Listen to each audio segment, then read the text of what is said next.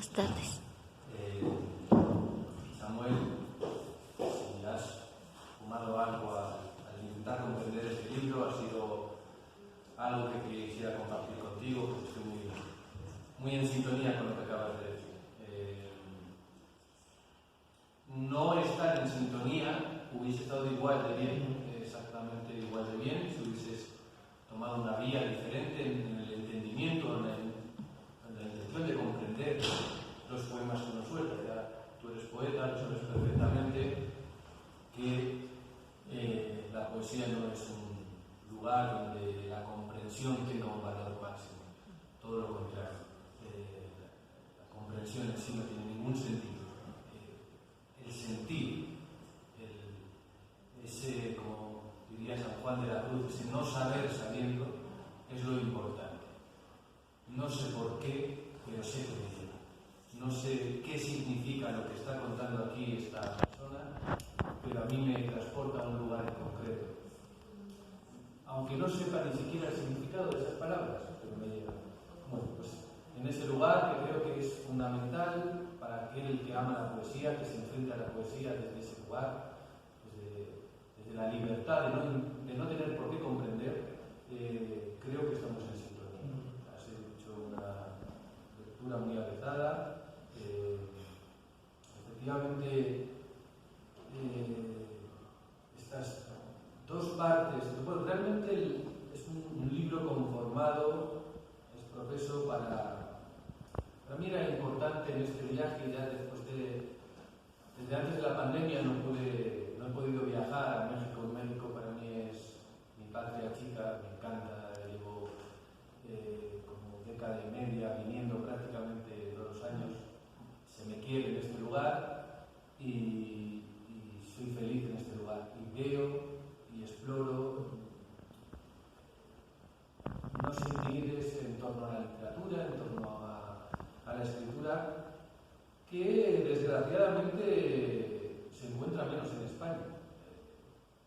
Hay una paradoja, y es que España es una de las potencias mundiales a nivel de edición, editorial, a nivel literario, a nivel de la industria literaria, pero realmente el valor primigenio de la literatura se está dando en América Latina. Siempre hablo de generalidades, hay muchas excepciones maravillosas en España, pero tengo la sensación de que, sobre todo en poesía, España se queda un poco vieja, donde se explora más en la novedad, en el lenguaje, en arriesgar, por ver de otra manera, donde yo estoy aprendiendo más, realmente es acá. Los viajes que hago a lo largo de Latinoamérica, el año pasado, me encuentro maravilloso en Ecuador, y claro, antes, hace unas cuantas décadas, quizá el eje vertebral de la literatura, cuando uno quería saber lo que se hacía en Latinoamérica, se iba a Argentina. Ahora no, ahora cuando se quiere saber qué se está haciendo en Latinoamérica se viene a México. Esto no es que lo diga yo desde España, es que lo dicen los propios argentinos. Y eso que tienen un ego muy grande en general, asumen que la gran revolución literaria y la gran novedad se está haciendo acá. Entonces por eso amo mucho este lugar. Y desde el 2014, que saqué mi primer libro acá, había sacado en alguna antología, en varias revistas, en Punto de Partida, en algunos sitios. Yo no publicaba. Tenía este libro medio conformado, sin los últimos poemas, con el que era mi editor, al que está dedicado el libro, Iván Trejo, un editor regiomontano, que lamentablemente la pandemia se lo llevó por delante. Un chico era de mi edad, cuando murió 42, 43 años, el COVID se lo llevó. Y bueno, para mí era también un homenaje necesario. Estaba pendiente de publicar con él, su editorial se quedó paralizada y ha salido ahora con el FOEM, con el Fondo del Consejo Editorial del Estado de México. Y bueno, la división de estas dos partes, Café Cafuné y Revolución, obedecen realmente al último título que yo he publicado en España, que es, cuando leía a Rocío Cerón, un poco la bibliografía, es un libro que se titula Pena, Amoris, Cafuné y Revolución. Me he apropiado de esas partes de ese libro y lo que he hecho ha sido incluir en esas dos partes. Cafuné es una palabra maravillosa, preciosa, como muchas palabras que tiene el portugués. Es una palabra que significa, es como saudade, que tiene un significado muy amplio, no tiene una traducción literal al español, pero acá en México no sé cómo se diría, pero cafuné es el acto de, en España decimos hacer piojitos así en la cabeza, acariciar el pelo. Bueno, pues cafuné es acariciar el pelo a la persona que amas cuando se tumba en tu regazo, tranquilamente. Es una manera de hacer el amor. Todo eso, toda esa frase, toda esa expresión es la palabra cafuné.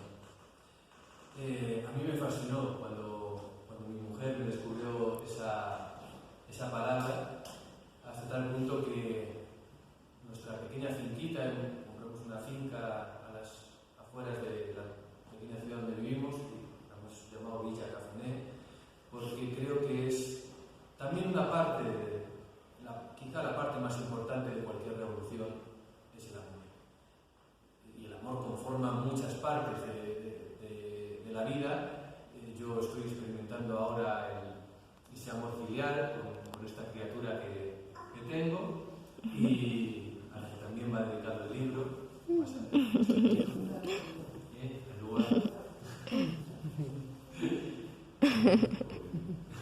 Estoy enamorado de mi pequeñita.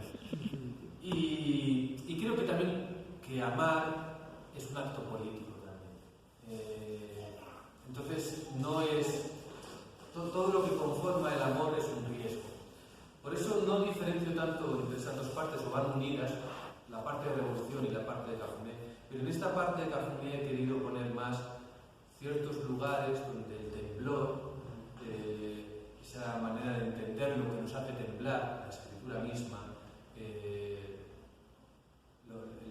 desequilibrio, pues han ido a parar en esa parte de los últimos 3 libros que conforman un poco la última década de escritura. Yo soy un autor de escritura lenta, venía sacando un libro cada 2, 3, 4 años. Ahora va a ir para más largo porque estoy en un periodo de llenarme. Ahora no tengo que contar, tengo que absorber.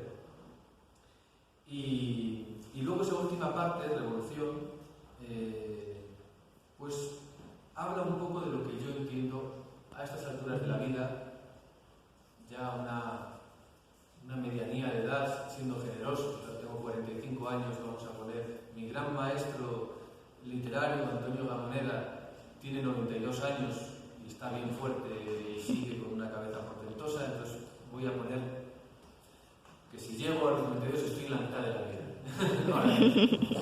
Pues a estas alturas de la vida mi concepto de revolución es otro. Yo antes pensaba que la revolución era cuestión de un acto incendiario, de salir a quemar containers, de romper escaparates, de cambiarlo todo a base de romper. ¿Por qué? Porque yo creía que yo iba a cambiar el mundo. Yo solo iba a cambiar el mundo. Yo creía así de potente. Me he dado cuenta de que no. Primero,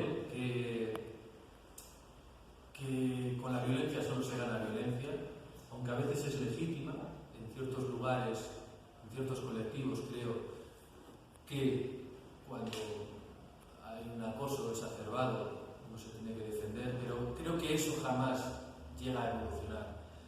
Y por otro lado, me he dado cuenta que la revolución que yo puedo asumir, porque me niego a pensar que yo ya no puedo ofrecer una revolución y un cambio en este mundo, sé que ya no voy a ser el gran Mesías que va a cambiar este mundo, pero sí que puedo hacer un acto de cambio más cotidiano, más cercano, más íntimo, y que ese cambio sí que puede ser como el efecto mariposa de si yo soy capaz de hacer ver a alguien que dándole un tiempo, cariño, amor, empatía al que tengo al lado, pues igual esa persona se da cuenta y puede hacerlo con los que tiene al lado y ellos con los que tienen al lado. Y yo no me tengo por qué preocupar, no tengo que llevar esa carga tan pesada de asumir que yo voy a cambiar el mundo, porque entre otras cosas ya no soy capaz. Pero sí que puedo cambiar el mundo cercano que tengo. Entonces mi pequeña revolución, mi gran revolución es esa pequeña revolución. La de yo no puedo hacer que no talen el Amazonas, pero sí puedo plantar con cariño el huerto de mi casa. Y qué es lo que hago, sin saber muy bien, porque pues desde hace poquitos años tengo un huertito y estoy aprendiendo ahora, y de cuidar un poco el entorno y de dedicarle tiempo a lo necesario. Sobre todo es eso. En esta época de velocidad, de querer hacer más y más y más, es apelar al menos, a la pausa, a un tempo, una cadencia más lenta. Un poco es la conformación del libro por lo que he querido contar a lo largo de estos años. Y si te parece, pues leo una muestra. Sí, no sé sí. cómo vamos. Sí. Pues Y ahorita que mencionabas esto del huerto, sí es algo que también se ve. Y quiero decir que por más que trato de ver esta separación en dos partes, yo veía a este Rafael que es que el poema, incluso por la palabra, puede ser un gesto como el color verde que repite, o la palabra verde en ciertos poemas, y que saltaba de un verde que quizás es un poco la ensoñación, como que está viendo, a un verde que efectivamente a través de la ventana está el que me gustó mucho de Sintra, ¿no? A través de esa ventana que está ese verde del bosque detrás. Y luego hay otro poema en el que tú estás mencionando este pequeño verde que afuera está en la tierra, que se nace haciendo este viaje. Entre que, por ejemplo, decías, pues está dividido en dos, pero para mí tampoco está dividido en dos, porque es como un flujo completo, pantonomía que va sobre ese tránsito temporal. además el término pantonomía es un término un poco abstracto, poco trabajado. Creo que luego en legislación, sobre todo aquí en Latinoamérica, se ha utilizado más, pero es un término filosófico que acuñó, estuvo defendiendo más Ortega y Gasset, y después una de sus alumnas, que por ser mujer nunca se le hizo tanto caso, obviamente, en ese tiempo, y para mí, por lo menos para mi enseñanza espiritual personal, está por encima del propio Ortega y Gasset, que fue María Zambrano, una de las grandes pensadoras del siglo XX español, y que tiene muchísimo menos reconocimiento del que merece, porque posiblemente sea una de las grandes pensadoras europeas, pero bueno, volvemos a lo mismo. A principios del siglo XX, las mujeres, y hoy en día, tienen siempre que subir 5 escalones más para que se reconozca lo mismo. Bueno, pues en ese sentido, pantonomía viene a ser un concepto desde la filosofía, desde preceptos filosóficos ontológicos, mucho más parecido a un término que podría conocerse más aquí como el término de holística. La pantonomía, al final, es el conocimiento de cualquier verdad a través de todo lo posible. No solo de una ciencia concreta, no solo de la filosofía, no solo de la biología, sino que desde todo el conocimiento posible, desde todas las perspectivas posibles, conocer el máximo de algo. Es un conocimiento